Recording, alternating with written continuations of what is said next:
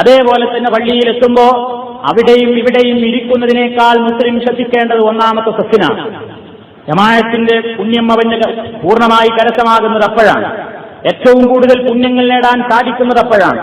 ഒന്നാമത്തെ സഫിനെ സംബന്ധിച്ച് നബി സല്ലല്ലാഹു അലൈഹി വസല്ലം പറഞ്ഞു, ലൗ യഅലമുന്നാസു മാ ഫിന്നിദാഇ വസ്സഫിൽ അവ്വൽ ثم لم يجدوا إلا أن يستهموا عليه لستهموا. പ്രവാചകൻ പറയുകയാണ്, ജനങ്ങൾ മനസ്സിലാക്കിയിരുന്നുവെങ്കിൽ മാ ഫിന്നിദാഇ ബാങ്ക് വിളിക്കുന്നതിന്റെ പുണ്യം എത്രയാണെന്ന് ഒരാൾ മനസ്സിലാക്കിയിരുന്നുവെങ്കിൽ, വസ്സഫിൽ അവ്വൽ പള്ളിയിൽ ഒന്നാമത്തെ സഫിനുള്ള പുണ്യവും എത്രയാണെന്ന് ഒരാൾ ഗ്രഹിച്ചിരുന്നുവെങ്കിൽ, നറുക്കെടുപ്പ് നടത്തിയിട്ടെങ്കിലും അവൻ ആ ഒന്നാം സഫിന് വേണ്ടി മത്സരിക്കുമായിരുന്നു എന്നാണ് പ്രവാചകൻ പറയുന്നത്. ഒന്നാമത്തെ സഫിന്റെ പുണ്യാണ്. പുണ്യം അറിഞ്ഞാൽ ആളുകൾ അവിടെ തിക്കും തിരക്കുമാകും. ഇമാമിന്റെ പിന്നിലുള്ള സഫിന് തിക്കും തിരക്കുമാകും. തിക്കും തിരക്കും കൂട്ടുമ്പോൾ പിന്നെ അവിടെ എന്ത് വേണ്ടിയും പള്ളിയിൽ എല്ലാവരും തുല്യരാണ്. നിജ അവിടെ നിന്നോ മറ്റോ മാറിക്കട്ടെ എന്ന് പറയാൻ വയ്യ. എല്ലാവരും തുല്യരാണെന്ന് നമ്മൾ നേരത്തെ പറഞ്ഞു. ഞാൻ ഇവിടുത്തെ രാജാവാണ്, നീ ഇവിടുത്തെ പ്രജയാണ്, അല്ലെങ്കിൽ ഞാൻ പണ്ഡിതനാണ്, ഇവിടുത്തെ പാമരനാണ്, അല്ലെങ്കിൽ ഞാൻ പണക്കാരനാണ്, നീ പാവപ്പെട്ടവനാണ്. ആ രൂപത്തിലുള്ള ഒരു വ്യത്യാസങ്ങൾ കൊണ്ട് ഒരാളെ മാറ്റി നിർത്താൻ നിർവാഹമല്ല. പിന്നെ എന്തേ മാർഗമുള്ളൂ? നറുക്കെടുപ്പ് നടത്തുക. എന്നിട്ട് ആർക്കെ കിട്ടിയെങ്കിൽ അവരെ ഒന്നാമത്തെ സഫിൽ നിൽക്കുക. അത്ര വലിയ വാശിയും മാത്സര്യബുദ്ധിയും പ്രകടമാക്കേണ്ടുന്ന സ്ഥലമാണ് പള്ളിയിലെ ഒന്നാമത്തെ സഫിന് വേണ്ടി എന്ന് നബി സല്ലല്ലാഹു അലൈഹി വസല്ലം പറയുന്നു. അത് തന്നെയും ഒന്നാമത്തെ സഫിലെ വലതുഭാഗത്തിനാണ് കൂടുതൽ ശ്രേഷ്ഠത എന്ന് റസൂലുള്ളാഹി സ്വല്ലല്ലാഹു അലൈഹി വസല്ലം പറയുന്നു. സഹാബാക്രാം അങ്ങനെയാണ് ഇഷ്ടപ്പെട്ടിരുന്നത്. ഒരു സഹാബി പറയുന്നു, കുന്നാ ഇദാ സല്ലൈനാ ഖൽഫൻ നബി സല്ലല്ലാഹു അലൈഹി വസല്ലം അഹ്ബബ്നാ അൻ നകൂന അൻ യമീനിഹി. ഇമാം നസാഇ നിവേദനം ചെയ്ത ഹദീസാണ്.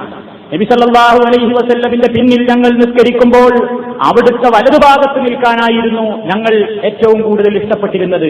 എന്താ കാരണം? പ്രവാചകൻ അങ്ങനെയാണ് അവരെ പഠിപ്പിച്ചത്.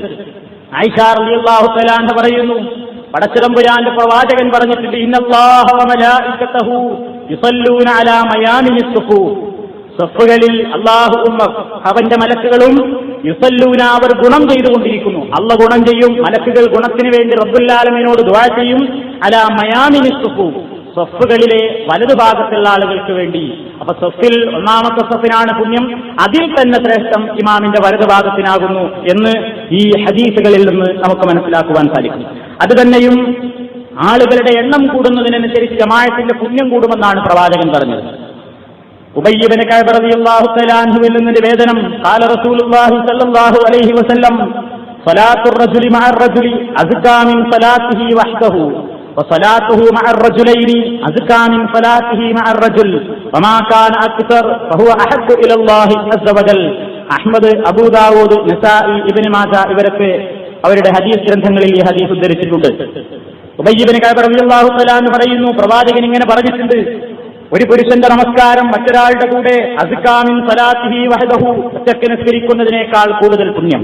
വസലാത്തുഹു മഅർ റജുലൈനി, രണ്ടാളുണ്ടെങ്കിലോ അസ്കാ മിൻ സ്വലാത്തിഹി മഅർ റജുൽ, ഒരാളോടൊപ്പം നിസ്കരിക്കുന്നതിനേക്കാൾ പുണ്യം.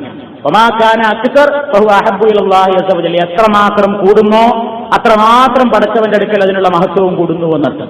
അപ്പൊ കൂടുതൽ ആളുകൾ പങ്കെടുക്കുന്ന ജമാഅത്തുകളിൽ കുറച്ചാളുകൾ പങ്കെടുക്കുന്ന ജമാഅത്തുകളെക്കാൾ കൂടുതൽ പുണ്യം ആശിക്കുവാൻ വകയുണ്ട് എന്ന് ഈ ഹദീസിൽ നിന്ന് മനസ്സിലാക്കുവാൻ സാധിക്കും.